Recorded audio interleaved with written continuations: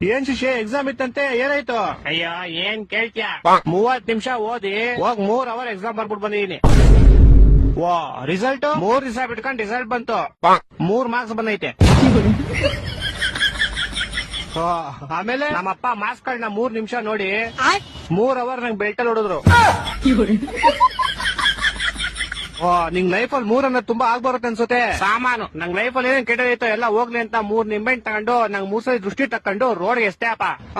ಯಾರೋ ಒಬ್ಬ ಬೈವರ್ಸಿ ಅವ್ನ ಬೈಕ್ ನ ನಿಂಬೆಹಣ್ಣು ಮೇಲೆ ಹತ್ತಿಸ್ಬಿಟ್ಟು ಸ್ಕಿಡ್ ಆಗಿ ಅವ್ನ ಬೈಕ್ ನ ತಗೊಂಡೋಗಿ ಸೀದಾ ಕಂಬಕ್ಕಿಟ್ಟ. ಬಿಡು ಹೋಗಿ ನಿನ್ ಕೆಟ್ಟದೆಲ್ಲ ಆಕ್ಸಿಡೆಂಟ್ ಅಲ್ಲಿ ಹೋಯ್ತು ಅನ್ಕೋ. ನಾನು ಹಂಗೆ ಅನ್ಕೊಂಡ್ ಆರಾಮಾಗಿದ್ದೆ ಅಪ್ಪ. ಆದ್ರೆ ಗೋಳಿ ಮಗ ಮೂಲಲಿರೋ ಅಂಗಡಿಗೆ ಹೋಗ್ಬಿಟ್ಟು ಯಾರ್ ನಿಂಬೆಹಣ್ಣು ಇಸಿದ್ರು ಅಂತ ಕ್ಯಾಮ್ರಾ ಚೆಕ್ ಮಾಡ್ಕೊಂಡು ನಮ್ ಮನೆಗೆ ಬಂದ್ 3,000 ರೂಪಾಯಿ ಇಸ್ಕೊಳೋದ. ನಮ್ಮಪ್ಪ ಅದೇ ಬೆಲ್ಟ್ ಇನ್ನೂ 3 ಅವರ್ ಹೊಡೆದ್ರು.